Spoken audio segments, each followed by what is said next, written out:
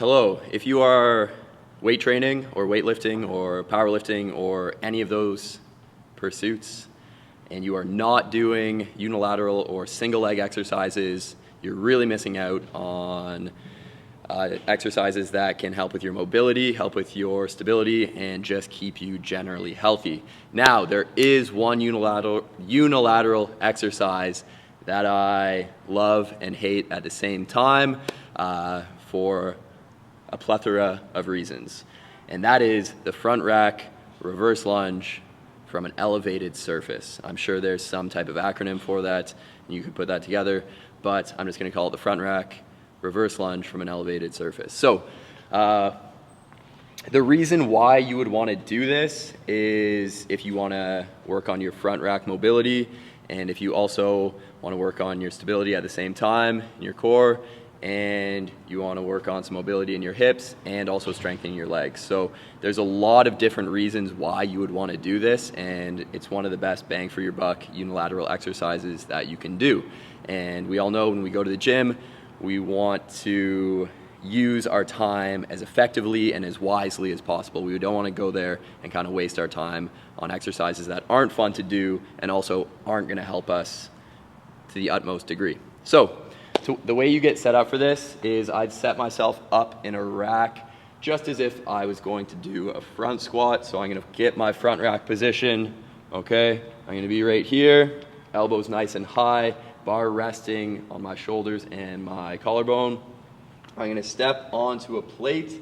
I'm going to make sure I'm wearing safety shoes with a closed toe and a non-marking sole, which is very important.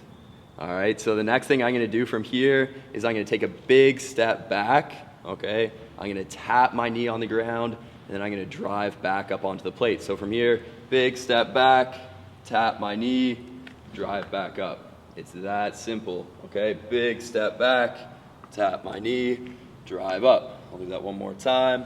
Big step back, oh, don't fall, tap my knee, drive up. Okay, so right away, I can feel my stability being tested in my front rack, my balance is being tested, I'm having to stabilize with my core, and I'm also getting a big stretch in my hips. So this is a great exercise to do. A few mistakes people make when doing this are letting their front rack drop or collapsing.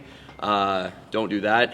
Think drive your elbows up the whole time. Another thing they might do is when they come down on the lunge, they'll just bang their knee off the ground and drive up. I want you to be controlled on the way down. So you're just touching your knee to the ground really lightly and then driving back up. In terms of the sets and reps that you'd want to do, I would do 3 to 4 sets of maybe 8 to 12 reps each side. I would do all 8 to 12 reps on, let's say, my right side, rack the bar, take a little break, 30 seconds maybe, get back set up, and do all 8 to 12 reps on the other side. The reason for that is your front rack is going to get exhausted doing this. You probably won't be used to being in a front rack for that extended period of time, so you do want to give yourself that little break there, or else you're going to end up dumping that bar in front of you. So that's an amazing exercise you can do and work into your routine if you want to work on your front rack, if you want to get a stronger core, if you want to get more mobile hips, and you want to get stronger legs and hips as well. So it's, like I said, best bang for your buck in terms of unilateral exercises, and it's one that you should include in your routine today, right now. If you're not, there's no point in working out. You should just go home and watch The Bachelorette, which is a really great show. A guy rode in on a unicorn. Okay, it's pretty good. It's great TV. And yeah, that's the end of this video. I hope that helps.